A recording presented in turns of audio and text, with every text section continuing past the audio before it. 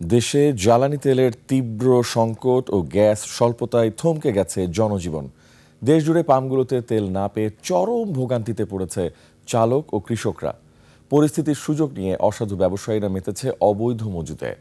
এদিকে গ্যাস সংকটে চট্টগ্রামের দুটি বড় সার কারখানা বন্ধ হয়ে যাওয়ায় হুমকির মুখে পড়েছে ডিএপি সারের উৎপাদন। প্রতিনিধিদের তথ্য ভিডিওতে আরও জানাচ্ছেন ইউসুফ হাসান নাইম। নায়াসিনামাইড ও স্যালিসাইলিক সমৃদ্ধ লিলি ফেস ওয়াশ যা ফেসের ডেড স্কিন সেল দূর করে দেয় দ্বিগুণ ফাস্টার ব্রাইটেনিং। গ্যাস সংকটে বন্ধ হয়ে গেছে চট্টগ্রামের আনোয়ারায় দেশের দুই বড় সার কারখানা সিইউএফএল এবং কাফকো। কারখানা দুটির উৎপাদন বন্ধ হয়ে যাওয়ায় সংকটে পড়েছে ডিএপি ফার্টিলাইজার কোম্পানি।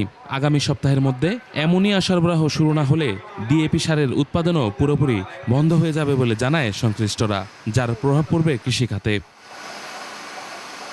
গোপালগঞ্জের কাশিয়ানীর ঘোনাপাড়ায় একটি পাম্পে তেল নিতে এসে লাইনে দাঁড়ানো গ্রাহকদের মধ্যে সংঘর্ষের ঘটনা ঘটে। বর্তমানে পরিস্থিতি শান্ত থাকলেও জনমনে আতঙ্ক কাটেনি। নোয়াখালীর সুবর্ণচরে তেল নেই বলায় একটি পাম্পে হামলা, ভাঙচুর ও লুটপাট চালায় দুর্বৃত্তরা। বিকেলে উপজেলার নুরানি ফিলিং স্টেশনের এই ঘটনায় দুই হামলাকারীকে আটক করে পুলিশের কাছে দেয় পাম্পের কর্মচারী ও স্থানীয়রা। শিল্পনগরী গাজীপুরেও তেলের সংকট। পাম্পগুলোতে ডিজেল ও পেট্রোল সামান্য থাকলেও উধাও হয়ে গেছে অকটেন।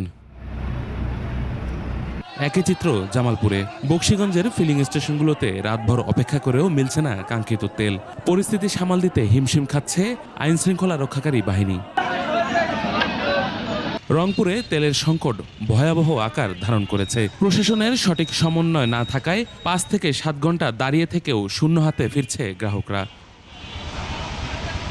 মাদারীপুরের কালকিনিতে গ্রাহকদের অভিযোগ, ঘন্টার পর ঘন্টা দাঁড়িয়েও মাত্র 300 টাকার বেশি তেল পাওয়া যাচ্ছে না। গাইবান্ধাতেও ভোর থেকে মধ্যরাত পর্যন্ত সিরিয়াল দিয়েও মিলছে না জ্বালানি। দুপুরে ব্রাহ্মণবাড়িয়ার গোকর্ণ এলাকায় অভিযান চালিয়ে 10,100 লিটার অবৈধ মজুত করা ডিজেল ও অকটেন জব্দ করেছে ভ্রাম্যমাণ আদালত। মজুদের দায়ে 3 ব্যবসায়ীকে জরিমানা করা হয়েছে 50,000 টাকা। ইউসুফ হাসান নাইম, 21 টেলিভিশন।